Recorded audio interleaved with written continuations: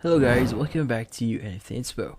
For today's video, we are going to show you how to fix Uber Eats to many requests.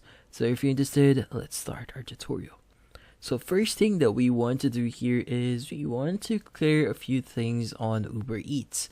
So go ahead and locate your Uber Eats mobile application, and from here press and hold on it, and you'll see these options here. So we have app info. Make sure that you click on app info. Now from here, click on the option that you see just below it. So you have force stop, uninstall, and clear data. So in this case, make sure that you force stop it first. Just click on OK. And from here, the next thing you want to do is you want to click on clear data. Now from here, you have two options. So you have clear cache and clear our data. In this case, we want to clear our cache, which is the temporary files that we have on Uber Eats. And here, just click on OK to clear those temporary files. And from here, what you need to do is you want to go to Google Play Store and see if there are any updates.